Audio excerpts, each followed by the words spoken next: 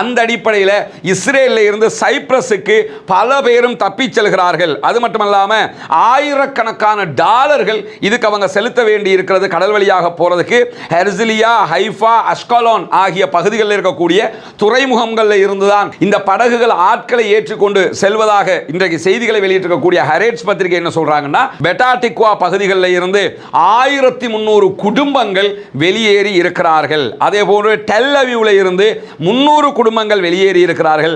ஹைஃபாவில் இருந்து 60 குடும்பங்கள் இதுவரைக்கும் வெளியேறி இருக்கிறார்கள் என்கிற செய்திகள் வெளியாகி இருக்கிறது. இப்ப காசாவில் தான் நம்ம இந்த செய்தி எல்லாம் ஒரு 4 மாசம் 5 மாசத்துக்கு முன்னாடி எல்லாம் இந்த செய்தி காசாவை பற்றி சொல்லும். நார்த் காசாவில் இருந்து இத்தனை குடும்பம் வெளியே வந்துட்டாங்க, சவுத் காசாவில் இருந்து இத்தனை குடும்பம் வெளியாயிட்டாங்க, பைத்துலாகியாவில் இருந்து இத்தனை குடும்பம் வெளியாயிட்டாங்க, கான் யூனிஸ்ல இருந்து இத்தனை குடும்பம் அகதி ஆயிட்டாங்கன்னு நம்ம சொல்லி கொண்டு வந்தோம். ஆனால் அதுவே மாறி சுபஹானல்லாஹ், அல்லாஹ் சொல்ற மாதிரி அந்த காலத்தை மனிதர்களுக்கு மத்தியில் சுழல விடுவோம்ன்றான்ல. இப்போ எப்படி சுழலுது பார்த்தீங்களா, எவ்வளவு வேகமாக சுழல்கிறது என்பதை கண்ணுக்கு முன்னாடி பார்த்து கொண்டிருக்கிறோம். நவாத்திம் என்கிற இஸ்ரேலுடைய விமானப்படை தளத்தின் மீது தாக்குதல் நடத்தப்படுகிற காட்சிகளிலுடைய ஒன்றை இன்றைக்கு பிரஸ் டிவி வெளியிட்டிருக்கிறாங்க. அதனுடைய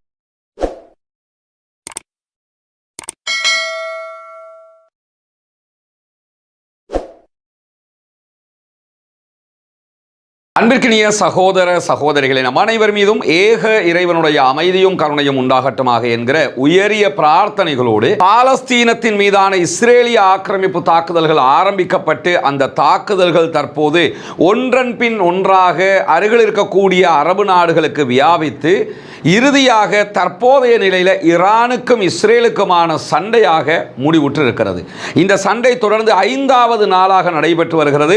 இஸ்ரேல் ஈரான் மீது கடுமையான தாக்குதல்களை நடத்துகிறது. அதே நேரத்தில் இஸ்ரேல் மீதும் ஈரானும் படுபயங்கரமான தாக்குதல்களை நடத்துகிறது. 2 நாடுகளுமே ஒன்றோடொன்று போட்டி போட்டு தாக்குதல்களை நடத்தக்கூடிய காட்சிகள் வெளியாகி கொண்டிருக்கிறது. இதே நேரத்தில் இஸ்ரேலுக்கு ஆதரவாக மேற்கு நாடுகள் திரண்டு நிற்கின்றன. குறிப்பாக அமெரிக்காவினுடைய ஆதரவு அவர்களுக்கு இருக்கிறது. அதே நேரத்தில் G7 நாடுகளும் நேற்றைய தினம் கூடிய நேரத்தில் இஸ்ரேல் தன்னை பாதுகாத்துக் கொள்வதற்கான அனைத்து உரிமைகளும் இருக்கிறது என்று அறிவித்திருக்கிறார்கள். இங்கே என்ன நமக்கு வரக்கூடிய டவுட்னு கேட்டால், இஸ்ரேல் ஏன் பாதுகாப்பு தேடுதுங்கிறது தான் டவுட்டு. 130க்கு மேற்பட்ட அணு ஆயுதங்களை தன்னகத்தே கொண்டிருக்கிறது இஸ்ரேல் என்கிற செய்திகள் வெளியாகி இருக்கும் போது, ஒரே ஒரு அணு ஆயுதத்தை கூட இதுவரைக்கும் தயாரிக்கவில்லை என்று ஈரானுக்கு அமெரிக்காவே சொல்லிக் கொண்டிருக்கிறது. ஒரு அணு ஆயுதத்தை கூட தயாரிக்காத ஈரானால் 130 அணு ஆயுதங்களை வைத்துக் கொண்டிருக்கக்கூடிய இஸ்ரேலுக்கு எப்படி ஆபத்து வருகிறது என்பதுதான் தற்போது இருக்கக்கூடிய ஒரு மல்டி மில்லியன் கேள்வியாக இருக்கிற அதே நேரம், 130 ஏவுகணைகள் உங்களிடத்தில் இருந்தாலும் உங்க மேல அடிக்கிறத நிறுத்துறது கிடையாது என்று சொல்லி சரமாரி தாக்குதல்களை மீண்டும் மீண்டும் இஸ்ரேலை நோக்கி நடத்தி கொண்டிருக்கிறது ஈரான். நேற்று இரவு, இன்றைக்கு காலையில், தற்போது என்கிற 3 கட்ட தாக்குதல்களை ஈரான் இஸ்ரேல் மீது தொடர்ந்து நடத்துகிற நேரத்தில், நேற்று நமக்கு தெரியும் ஈரானுடைய தொலைக்காட்சி நிலையத்தின் மீது, அரச தொலைக்காட்சி நிலையத்தின் மீது இஸ்ரேல் உடனடி தாக்குதல் ஒன்றை நடத்தியிருந்தது. அந்த தாக்குதலில் ஒரு தளம் முழுவதுமாக பாதிக்கப்பட்டிருப்பதாக செய்திகள் வெளியாகி கொண்டிருக்கிறது. கிட்டத்தட்ட 3000க்கு மேற்பட்டவர்கள் அந்த தொலைக்காட்சியில் சேவையாற்றுவதாகவும், எத்தனை பேர் கொல்லப்பட்டிருக்கிறார்கள் என்கிற செய்திகள் இதுவரைக்கும் வெளியாகவில்லை என்பதையும் மெஹர் நியூஸ் ஏஜென்சி ஈரானுடைய செய்தி தலைமையை சொல்லி இருக்கக்கூடியதை நம்ம பார்க்க முடியும். அல்லாஹ்தான் காப்பாற்ற வேண்டும். உயிரிழப்புகள் எந்த பக்கமும் அநியாயமாக அப்பாவிகள் கொல்லப்படக்கூடாது. அந்த அடிப்படையில் வரம்பு மீறிய தாக்குதல்களை இஸ்ரேல் நடத்தி இருக்கிறது என்பதையும் நம்ம புரிந்து கொள்ள முடிகிறது. அதே நேரம் இன்றைக்கு வெளியாகி இருக்கக்கூடிய பல முக்கியமான செய்திகளில், தெஹ்ரானுடைய மைய பகுதிகளில் இருக்கக்கூடிய மீட்பு படையினுடைய தலைமையகத்தின் மீது இஸ்ரேல் இன்றைக்கு தாக்குதல் நடத்தி இருப்பதாக அறிவித்திருக்கிறது. நாட்டுக்குள்ள நடக்கக்கூடிய தாக்குதல்களில் மீட்பு பணியை அவர்கள் தான் செய்து கொண்டிருக்கிறார்கள். அல் ஹாத்தமுல் அன்பியா என்கிற படைப்பிரிவினுடைய துணை பிரிவாக இந்த மீட்பு படை செயல்பட்டு வரும்.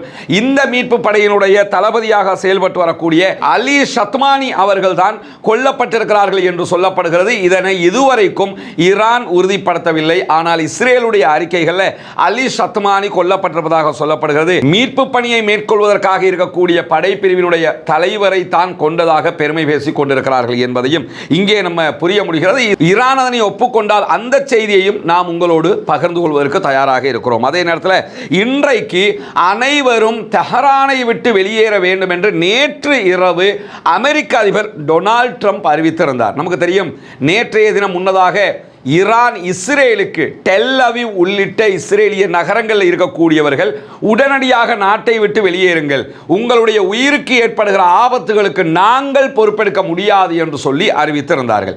அந்த அறிவிப்புக்கு பதில் அறிவிப்பாக தற்போது ஈரானுக்கு அமெரிக்க அதிபர் களமிறங்கி என்ன பண்றாருன்னா, நீங்க அத்தனை பேரும் தெஹரானை விட்டு வெளியே போங்க, சண்டை போடுறது நாங்க இல்ல இஸ்ரேல் தான் என்று சொன்னா எதுக்கு இவர் வந்து அறிவிக்கிறாருங்கிற கேள்வி வருதா இல்லையா?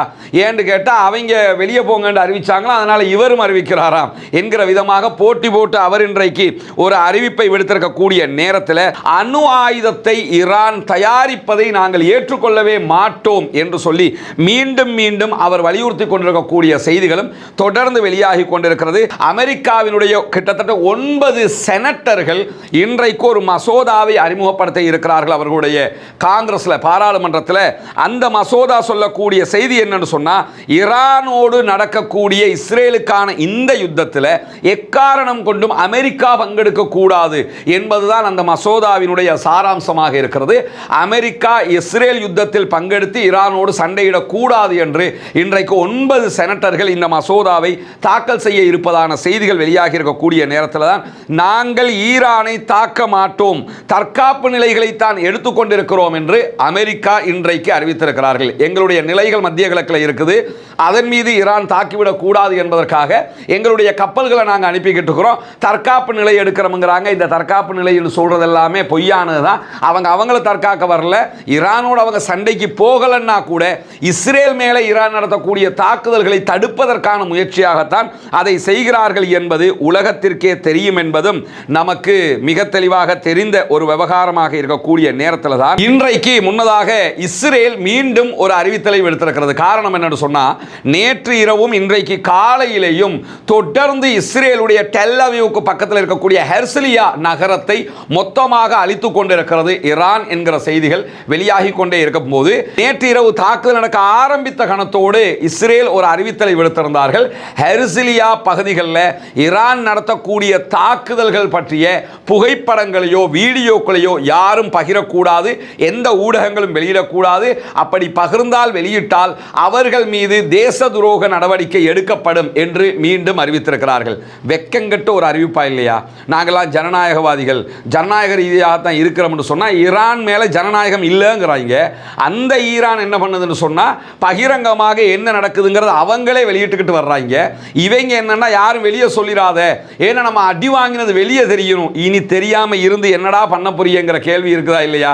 அந்த அளவுக்கு தொடர்ந்து அடிக்கு மேல அடி, அடிக்கு மேல அடி, இடி மாதிரி விழுந்து கொண்டு இருக்கும் போது எங்களை பத்தின செய்தி வெளியில போயிடக்கூடாதுங்கிறாங்க. ஆனால் அதையும் மீறி இன்றைக்கும் பல புகைப்படங்களும் செய்திகளும் வெளியாகி இருப்பதை நம்ம இன்னைக்கு நம்முடைய டெலிகிராம் சேனலில் வெளியிட்டிருக்கிறோம். பார்க்காத சகோதரர்கள் அங்கே பார்த்து கொள்ள முடியும். இங்கே நீங்கள் பார்க்க முடியும். ஈரானுடைய ஏவுகணைகள் இஸ்ரேலை நோக்கி ஏவப்படுகிற காட்சிகள் தான் இதில் நீங்கள் பார்க்குறீங்க. பெரும்பாலும் இந்த பாலிஸ்டிக் ஏவுகணைகள் நைட் டைமில் தான் அவங்க ஏவுறாங்க. அதற்கு ஒரு முக்கியமான காரணம் இருக்குது, அது தனி வீடியோவாக நம்ம வெளியிட இருக்கிறோம். அப்பொழுது நீங்கள் அது தொடர்பான செய்திகளை பார்த்து கொள்ள முடியும். ஹெர்சிலியாவில் ஈரானிய தாக்குதல்கள் வெளியிடக்கூடாது என்கிற தடை உத்தரவு முழுமையாக பிறப்பிக்கப்பட்டிருக்கக்கூடிய செய்தியை இஸ்ரேலுடைய ஹாரெட்ஸ், அதே போன்று இஸ்ரேலி டைம்ஸ், அதே நேரத்தில் வைநெட் ஆகிய பல ஊடகங்கள் ஈர்க்கக்கூடிய செய்திகளை நம்ம பார்க்க முடிகிற அதே நேரத்தில் ஈரானுடைய ராணுவம் இன்னும் ஒரு அறிவித்தலையும் விடுத்திருக்கிறார்கள். என்ன அறிவித்தல் விடுத்திருக்கிறாங்கன்னு கேட்டால், ஜியோனிஸ்டுகள் அமைதியாக வாழ்வதற்கு நாங்கள் விடமாட்டோம் என்பதுதான் அந்த அறிவிப்பு. அந்த அறிவிப்பில் ஒரு நுணுக்கம் இருக்குது. என்னன்னா, யூதர்கள் அமைதியாக இருப்பதற்கு நாங்கள் விடமாட்டோம் என்று அவங்க சொல்லலை, ஜியோனிஸ்டுகள் அமைதியாக இருக்க விடமாட்டோம் என்று தான் சொல்லி இருக்கிறார்கள். அத்தனை யூதர்களும் ஜியோனிஸ்டுகள் அல்ல, ஆனால் ஜியோனிஸ்டுகள் அத்தனை பேரும் யூதர்கள் என்று புரிந்து கொள்ளுங்கள் தற்காலிகமாக. ஏன்னா அந்த ஜியோனிசம்டா என்னங்கிற அந்த வரைவிலக்கணத்துக்குள்ள எல்லாம் நாம் போகல. ஜியோனிஸ்டுகளை நிம்மதியாக இருக்க விட மாட்டோம் என்று IRGC இன்றைக்கு தகவல் வெளியிட்டிருப்பது மட்டுமல்லாமல், தற்போது இஸ்ரேல் மீது ஈரான் நடத்தி கொண்டிருக்கக்கூடிய தாக்குதல்களோடு 10வது அலை 10th வேவை ஆரம்பித்திருப்பதாகவும் IRGC அறிவித்திருக்கிறது. இன்றைக்கு 5வது நாளாக 10வது அலை தாக்குதல்களை இஸ்ரேல் மீது ஈரான் ஆரம்பித்திருக்கிறது. கடந்த 72 மணி நேரங்களுக்குள்ளாக 545 ட்ரோன்களை இஸ்ரேல் மீது ஏவி இருக்கிறது ஈரான் என்கிற செய்திகள் வெளியாகி. இந்த ட்ரோன்கள் எல்லாம் தாக்குதல் ட்ரோன்கள் தான். இது ஏமாத்துகிற ட்ரோன்கள் கிடையாது. தாக்குதல் ட்ரோன்கள் 545 ட்ரோன்களை ஏவி இருக்கிறது ஈரான் என்கிற செய்திகள் வெளியாகி இருக்கக்கூடிய நேரத்தில் தான் இன்னைக்கு ஈரான் சொல் பேச்சு கேட்டு இஸ்ரேல் மக்கள் நிறைய பேர் ஒரு காரியத்தில் ஈடுபடுகிறார்கள் என்கிற செய்தியை இஸ்ரேலி ஹயோம் உள்ளிட்ட ஹரேட்ஸ் உள்ளிட்ட வாலா நியூஸ் ஏஜென்சி உள்ளிட்ட இஸ்ரேலுடைய பல நிறுவனங்கள் இந்த செய்தியை வெளியிட்டிருக்கிறார்கள். அந்த செய்தி அல் ஜசீராவினுடைய அரபு பக்கமும் இன்றைக்கு எடுத்து வெளியிட்டிருக்கக்கூடியதை நம்ம பார்க்க முடியும். அது என்னன்னு சொன்னா, இஸ்ரேலுடைய பொதுமக்கள் பல பேரும் இஸ்ரேலை விட்டு வெளிநாட்டுக்கு கடல் வழியாக தப்பித்துக் கொண்டிருக்கிறார்கள் என்பதுதான் அந்த செய்தி. குறிப்பாக இஸ்ரேலுடைய செய்தித்தாள் ஹரேட்ஸ் வெளியிட்டிருக்கக்கூடிய செய்திகளில் படகு மூலமாக சைப்ரஸுக்கு உடனடியாக தப்பிச்சு இஸ்ரேலிருந்து உடனே தப்பி போறதுக்கு இருக்கிற ஒரு ரொம்ப நெருக்கத்தில் இருக்கிற ஒரு நாடு எதுன்னு சொன்னா சைப்ரஸ் தான். அவங்க இஸ்ரேலோட நெருக்கமானவங்க, அங்கிருந்து அங்கதான் தப்பி போக முடியும். அந்த அடிப்படையில் இஸ்ரேலில் இருந்து சைப்ரஸுக்கு பல பேரும் தப்பி செல்கிறார்கள். அது மட்டுமல்லாம ஆயிரக்கணக்கான டாலர்கள் இதுக்கு அவங்க செலுத்த வேண்டி இருக்கிறது கடல் வழியாக போறதுக்கு. ஹெர்சிலியா, ஹைஃபா, அஷ்கலோன் ஆகிய பகுதிகளில் இருக்கக்கூடிய துறைமுகங்களில் இருந்துதான் இந்த படகுகள் ஆட்களை ஏற்றுக்கொண்டு செல்வதாக இன்றைக்கு செய்திகளை வெளியிட்டிருக்கக்கூடிய ஹரேட்ஸ் பத்திரிகை என்ன சொல்றாங்கன்னா, ஒரு படகுல 10 பேருக்கு மேலே ஏற்றிக்கிட்டு போக முடியாது, அந்த அளவுக்கு சிறிய படகு அது. எனவே 10 பேராக ஏற்றிக்கிட்டு என்ன பண்றாங்கன்னா, இந்த நான் சொன்ன ஹெர்சிலியா, ஹைஃபா, அதே போன்ற அஷ்கலான் ஆகிய துறைமுகங்களில் இருந்து கிளம்பி சைப்ரஸுக்கு தற்போது இஸ்ரேலியர்கள் தப்பி ஓடுகிறார்கள் என்கிற செய்திகள் இன்றைக்கு வெளியாகி இருப்பது மட்டுமல்லாமல், தப்பி ஓடுகிறவர்கள் எத்தனை பேர் இதுவரைக்கும் ஓடி இருக்கிறார்கள், இன்னும் எத்தனை பேர் ஓடுவதற்கு இருக்கிறார்கள் என்கிற தரவுகள் முழுவதுமாக எங்களிடத்தில் இல்லை என்று சொல்லி இஸ்ரேலுடைய மக்கள் தொகை கணிப்பீட்டு ஆணையம் செய்திகளை வெளியிட்டிருக்கிறது. எனவே தப்பி ஓடுவது யார் என்பது நமக்கு தெரியும். டொனால்ட் ட்ரம்ப் தெஹரான்ல இருந்து எல்லாரையும் ஓடுங்கன்னாரு. ஆனால் இஸ்ரேலியர்கள் இஸ்ரேலை விட்டே சைப்ரஸுக்கு தப்பி ஓடுகிற ஒரு நிலை உருவாகி இருப்பது மட்டுமல்லாமல், இன்றைக்கு பெட்டா டிக்வா, டெல் அவீவ், அதே போன்ற ஹைஃபா என்கிற பகுதிகளில் இருந்தெல்லாம் பெருவளவான மக்கள் முதல்ல அந்த பகுதிகளை விட்டு வெளியேறி இருக்கிறார்கள். ஹைஃபாவில் இருந்து மக்கள் வெளியேறாங்க, பெட்டா டிக்வாவில் இருந்து வெளியேறாங்க, அதே மாதிரி டெல் அவீவில் இருந்து, கிரேட்டர் டெல் அவீவ் எல்லா பகுதிகளில் இருந்தும் அந்த நகரங்களை விட்டே காலி பண்ணிக்கிட்டு மக்கள் ஓடுகிற காட்சிகள் வெளியாகி கொண்டிருக்கிறது. இதை பார்க்கிற நேரத்தில் எல்லாம் ஒன்று மட்டும்தான் நினைவுக்கு வருகிறது, அன்றைக்கு நீங்கள் காசாவுக்கு செய்தது இன்றைக்கு உங்களுக்கு நடக்கிறது. இதே மாதிரி தானே காசா மக்களை ஓட விட்டிய, இதே மாதிரி தானே காசா மக்களை தவிக்க விட்டிய, இதே மாதிரி தானே காசா மக்களை பயங்காட்டினிய. ஆனால் இன்னைக்கு நிலைமை என்ன? அந்த மக்கள் இவ்வளவு பிரச்சனைகளிலும் தாக்குப்பிடித்துக் கொண்டிருக்கிறார்கள். ஆனால் ஒரு தாக்குதல்களால் இவங்களுக்கு தாக்குப்பிடிக்க முடியாமல் தப்பி வெளிநாட்டுக்கு தப்பி ஓடுறாங்க, உள்நாட்டுக்குள்ளே அகதிகளாக தப்பி ஓடுறாங்க, பங்கருக்குள்ளே இருக்க முடியும், பங்கருக்குள்ளே வந்து அடிக்கிறான்ற பயம் தொற்றிக் கொண்டிருக்கிறது என்கிற செய்திகளை எல்லாம் நம்ம தொடர்ந்து பார்க்கிறோம். எனவே எந்த ஒரு அப்பாவிகள் மீதும் நாம் அநியாயம் செய்தோம் என்றால் அது நமக்கு திருப்பி கிடைக்குதுங்கிறத கண்ணுக்கு முன்னாடி பார்க்க முடிகிற ஒரு காட்சியாக மாறி இருப்பது மட்டுமல்லாமல், பெட்டா டிக்வா பகுதிகளில் இருந்து 1300 குடும்பங்கள் வெளியேறி இருக்கிறார்கள். அதே போன்று டெல் அவீவில் இருந்து 300 குடும்பங்கள் வெளியேறி இருக்கிறார்கள். ஹைஃபாவில் இருந்து 60 குடும்பங்கள் இதுவரைக்கும் வெளியேறி இருக்கிறார்கள் என்கிற செய்திகள் வெளியாகி இருக்கிறது. இப்ப காசாவில் தான் நம்ம இந்த செய்தி எல்லாம் ஒரு 4 மாசம் 5 மாசத்துக்கு முன்னாடி எல்லாம் இந்த செய்தி காசாவை பற்றி சொல்லுவோம். நார்த்து காசாவில் இருந்து இத்தனை குடும்பம் வெளியே வந்துட்டாங்க, சவுத்து காசாவில் இருந்து இத்தனை குடும்பம் வெளியாயிட்டாங்க, பைத்துலாகியாவில் இருந்து இத்தனை குடும்பம் வெளியாயிட்டாங்க, கான் யூனிஸ்ல இருந்து இத்தனை குடும்பம் அகதி ஆயிட்டாங்கன்னு நம்ம சொல்லி கொண்டிருந்தோம். ஆனால் அதுவே மாறி சுபஹானல்லாஹ், அல்லாஹ் சொல்ற மாதிரி அந்த காலத்தை மனிதர்களுக்கு மத்தியில் சுழல விடுவோம்ன்றான்ல. இப்போ எப்படி சுழலுது பார்த்தீங்களா, எவ்வளவு வேகமாக சுழல்கிறது என்பதை கண்ணுக்கு முன்னாடி பார்த்து கொண்டிருக்கிறோம். அழிவுகள் வருகிறது, ஈரானுக்கு கடுமையான தாக்கம் ஏற்படுகிறது. அதை இங்கே யாருமே மறைக்கலை. அவர்கள் கடுமையாக பாதிக்கப்படுகிறார்கள். ஆனால் அதை விட கடுமையாக இஸ்ரேலியர்கள் பாதிக்கப்படுறாங்க. அதுக்கு 2 உளவியல் காரணமும் இருக்கிறது. ஈரானியர்களை பொறுத்தவரை எது வந்தால் நாங்கள் தாங்குவோம் அப்படி வரும்னு எதிர்பார்த்துக்கிட்டு இருந்தவங்க, இவங்களை பொறுத்தவரை எங்களை மீறி யாரா அந்த உலகத்தில் எடுக்கிட்டு இருந்தவங்க, அதனால தான் இந்த பாடுபடுறாங்கிறத நம்ம புரிஞ்சுக்கிறோம். அதே நேரம் இஸ்ரேல் நேற்று ஈரான் மீது நடத்தி இருக்கக்கூடிய தாக்குதல்களை ஈரானுடைய செய்தி நிறுவனங்கள் வெளியிட்டிருக்கின்றன. குறிப்பாக கிழக்கு தெஹரான் பகுதியில் இருக்கக்கூடிய ஃபைரூசி என்கிற பகுதிகளில் பல இடங்களில் இஸ்ரேல் தாக்குதல்களை நடத்தி இருக்கிறது. இந்த பகுதிகளில் பல வெடிப்புகள் ஏற்பட்டிருக்கிறது. அதே நேரம் வான் பாதுகாப்பு அமைப்புகள் அவர்கள் செயல்படுத்தப்பட்ட காரணத்தினால நிறைய அவர்களுடைய தாக்குதல்களை தடுத்தும் இருக்கிறார்கள் என்கிற செய்திகள் வெளியாகி இருக்கிறது. அதே அதே போன்று நாட்டினுடைய வடமேற்கு பகுதிகள் தென்மேற்கினுடைய பகுதிகளில் வான் பாதுகாப்பு செயல்படுத்தப்பட்டிருக்கிறது என்கிற செய்திகள் வெளியாக இருக்கு. அவங்களுடைய அயன் டோம் மாதிரி அவங்க வைத்திருக்கக்கூடிய அந்த வான் பாதுகாப்புகள் அவற்றை தடுத்து கொண்டிருக்கின்றன என்கிற செய்திகளும், வடமேற்கில் இருக்கக்கூடிய காஸ்வின் பகுதிகளிலையும் அஹ்வாஸ் என்கிற பகுதிகளிலையும் தாக்குதல்கள் நடத்தப்பட்டிருக்கிறது என்கிற செய்திகளும் இன்றைக்கு வெளியிடப்பட்டிருக்கக்கூடியதை நம்ம அவதானிக்க முடிகிறது. அதே நேரம் ஈரானுடைய நடான்ஸ் அதே போன்று அஹ்வாஸ் ஆகிய பகுதிகளில் இஸ்ரேல் தாக்குதல்களை நடத்தி இருக்கிறது என்று சொல்லி இன்றைக்கு இஸ்ரேலி ஹயோம் தகவல்களை வெளியிட்டிருக்கிறது. ஆனால் நடான்ஸ் மேலே எந்த அட்டாக்கும் நடத்தப்படலை, அஹ்வாஸ் மேலேயும் எந்த அட்டாக்கும் நடத்தப்படலை, அதையெல்லாம் நாங்கள் தடுத்துட்டோம் என்கிற செய்திகளை சற்று நேரத்துக்கு முன்பதாக ஈரான் வெளிப்படையாக அறிவித்திருக்கிறார்கள். இந்த நடான்ஸ் மேலே தாக்குதல் நடத்தினால் பாதிப்பு ஏற்படுமா ஏற்படாதா என்பதையும் இன்னைக்கு நம்ம ஒரு தனி வீடியோவாக வெளியிட இருக்கிறோம். அதில் நீங்கள் புரிந்து கொள்ள முடியும். ஏன்னா நடான்ஸ் அணு நிலையம் என்பது எவ்வளவு பாதுகாப்பானது என்பது தொடர்பான ஒரு முழுமையான ஆய்வு வெளியாகி இருக்கிறது. அது அப்படியே உங்களுக்கு நம்ம மொழிபெயர்த்து தருவதற்கு தயாராக இருக்கிறோம். அப்பொழுது நீங்கள் அதை புரிந்து கொள்ள முடியும் என்பதையும் இந்த இடத்துல சொல்லிக் கொள்கிறார். அதே நேரத்தில் இஸ்ரேலிய தாக்குதல்களை தொடர்ந்து நேற்று முதல் இதுவரைக்கும் 21 பேர் ஈரானுக்குள் கொல்லப்பட்டிருக்கிறார்கள் என்கிற செய்திகள் வெளியாகி இருக்கிறது. இஸ்ரேலுக்குள் 6 பேர் கொல்லப்பட்டிருக்கிறார்கள் என்கிற தகவல்கள் வெளியாகி இருக்கிறது. அதே நேரத்தில் ஈரான் இஸ்ரேல் மேல நடத்தி இருக்கக்கூடிய மேலதிகமான தாக்குதலை பொறுத்தவரையில் நவாத்திம் என்கிற இஸ்ரேலுடைய விமான தளம் முழுவதுமாக அழிக்கப்பட்டிருக்கிறது என்கிற செய்திகள் வெளியாகி கொண்டிருக்கிறது. அது தொடர்பான புகைப்படங்கள் ஒரு சிலது வெளியாகி இருக்கிற அதே நேரம் வீடியோக்கள் இதுவரைக்கும் பெரும்பாலும் வெளியாகவில்லை. அப்படி வெளியாகிற போது அதையும் நம்முடைய டெலிகிராம் சேனலை வெளியிடுவதற்கு தயாராக இருக்கிறோம். நவாத்திம் என்கிற இஸ்ரேலுடைய விமானப்படை தளத்தின் மீது தாக்குதல் நடத்தப்படுகிற காட்சிகளுடைய ஒன்றை இன்றைக்கு பிரஸ் டிவி வெளியிட்டிருக்கிறாங்க. அதனுடைய காட்சிகளை தான் நீங்க பார்க்குறீங்க. நவாத்திம் மேல மலை போன்று அவர்கள் பொழிந்து தாக்குதல் நடத்துகிற காட்சி அதிலே பதிவு செய்யப்பட்டிருக்கிற அதே நேரத்தில் ஈரானுடைய தரைப்படை தளபதி வெளியிட்டிருக்கக்கூடிய அறிக்கையில் என்ன சொல்றாருன்னு சொன்னா, ஜியோனிச நாட்டினுடைய மூலோபாய தளங்கள் மீதான தாக்குதல்கள் எதிர்வருகிற மணி நேரங்களில் பயங்கரமாக இருக்க போகிறது. புதிய தொழில்நுட்பத்தை பயன்படுத்தி இஸ்ரேல் மீது தாக்குதல்களை நடத்த தயாராகி கொண்டிருக்கிறோம் என்கிற செய்திகளை தரைப்படை தளபதி சற்று நேரத்துக்கு முன்பதாக வெளியிட்டிருக்கிறார். அதே நேரத்தில் டெல் அவீவ் பகுதிகளில் பாரிய வெடிப்பு சத்தங்கள் சற்று நேரத்துக்கு முன்பதாகவும் கேட்டுக்கொண்டிருப்பதான அறிக்கைகளை இஸ்ரேலுடைய ஜெருசலம் போஸ்ட் வெளியிட்டிருக்கக்கூடிய காட்சிகளை நம்ம காண முடியும். ஜெருசலம் போஸ்ட் மட்டும் இல்லாமல் அவர்களுடைய ஹோம் ஃப்ரண்ட் அமைப்பு என்ன பண்றாங்கன்னா நிறைய அலர்ட் போட்டு கொண்டிருக்கிறாங்க. அந்த அலர்ட்ல எவ்வளவு தாக்குதல்கள் வருகிறது என்கிற செய்திகள் வெளியாகி கொண்டிருக்கிற அதே நேரத்தில் இஸ்ரேலுடைய செய்தி பிரிவாக இருக்கக்கூடிய எடியோத் அஹ்ரோனோத்தும் டெல் அவீவ் பகுதிகளில் தாக்குதல்கள் நடத்தப்பட்டு கொண்டிருக்கிறது என்பதை உறுதிப்படுத்திக் கொண்டிருக்கிறது.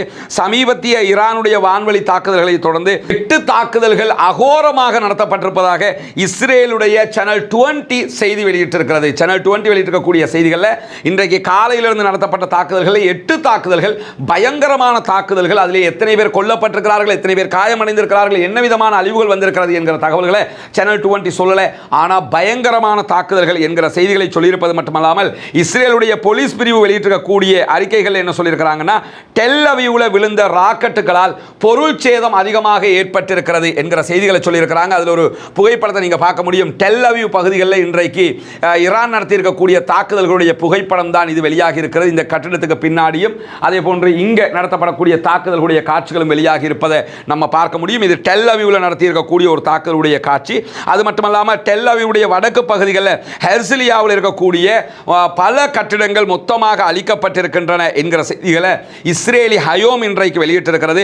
கிரேட்டர் டெல் அவீவ் பகுதிகளிலையும் அதே போன்று ரமல்லாவினுடைய மேற்கு பகுதிகளிலையும் இஸ்ரேலியர்கள் இருக்கக்கூடிய பகுதிகளிலையும் படுபயங்கரமான தாக்குதல்களை ஈரான் நடத்தி கொண்டிருப்பது மட்டுமல்லாமல் வாய்ஸ்மேன் ஆய்வகம் மொத்தமாக அழிக்கப்பட்டிருக்கிறது என்கிற செய்திகளை இன்றைக்கு இஸ்ரேலே வெளிப்படையாக அறிவித்திருக்கிறதை நம்ம பார்க்க முடியும். பார்க்கலாம் நீங்க.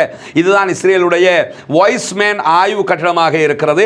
அந்த ஆய்வு கட்டடம் மொத்தமாக அழிக்கப்பட்டிருக்கிறது என்கிற செய்திகள் வெளியாகி இருக்கிற அதே நேரத்தில் நிறைய சகோதரர்கள் ஒரு கேள்வியை கேட்டுக்கிட்டு இருக்கிறாங்க. ஓமான் கடற்பரப்பில் கப்பல்கள் எரிந்து கொண்டிருக்கிறது என்கிற கேள்வி.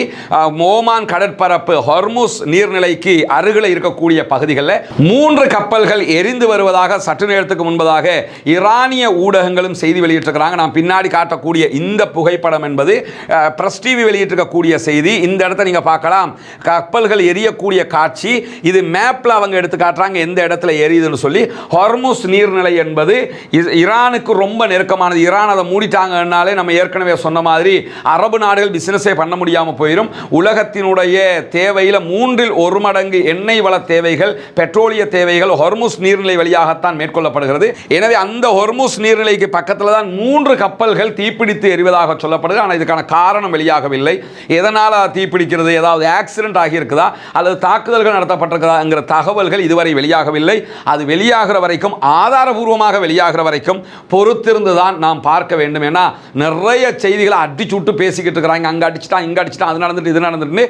ஒன்றை மட்டும் மனசில் வச்சுக்கிறங்க, ஈரான் பட்டு பயங்கரமான ஆயுதங்களை வைத்துக் கொண்டிருக்கக்கூடிய நாடு என்பதில் எந்த மாற்று கருத்தும் இல்லை. அதே நேரத்தில் இஸ்ரேல் என்பது அமெரிக்காவினுடைய நேரடியாக சம்பந்தப்பட்டிருக்கக்கூடிய நாடு. இஸ்ரேல் யுத்தம் பண்ணுதுன்னா அமெரிக்காவே பண்ணுதுன்னு அர்த்தம். எனவே அணு ஆயுதங்கள் அவர்களிடத்தில் இருக்கிறது. இஸ்ரேலிடத்தில் அமெரிக்கா தயாரிக்கிற எல்லா ஆயுதங்களையும் இஸ்ரேலுக்கு கொடுக்கிறார்கள். அவர்களிடத்திலும் படுபயங்கரமான ஆயுதங்கள் இருக்கிறது. எனவே இந்த சந்தர்ப்பத்தில் இஸ்ரேலுடைய தாக்குதல்களையும் புரிந்து கொண்டு ஈரான் நடத்துகிற தாக்குதல்களை ரெண்டையும் சேர்த்து தான் நம்ம புரிந்து கொள்ளணும் என்கிற அடிப்படையில் இந்த தகவல்களை நம்ம தந்துகிட்டு இருக்கிறோம். பாலஸ்தீனம் வெற்றி பெற வேண்டும், பாலஸ்தீனம் சுதந்திரம் அடைய வேண்டும், பாலஸ்தீன மக்கள் நம்மை போன்று நிம்மதியானவர்களாக வாழ வேண்டும், மாற வேண்டும் என்கிற உயரிய பிரார்த்தனைகளோடு பாலஸ்தீன அப்பாவிகளுக்காக பிரார்த்திக்கிற அதே நேரம் இஸ்ரேல் ஆக்கிரமிப்பு ராணுவத்திற்கு எதிராக தொடர்ந்தும் அல்லாஹ்விடத்திலே குனூத்து நாசிலாவை ஓத மறந்து விடாதீர்கள் என்கிற உயரிய கோரிக்கைகளோடு ஜனநாயக ரீதியாக பாலஸ்தீன அப்பாவிகளுக்காக குரல் போமாக வாகிறது. அல்ஹம்துலில்லாஹி ரப்பில் ஆலமீன்.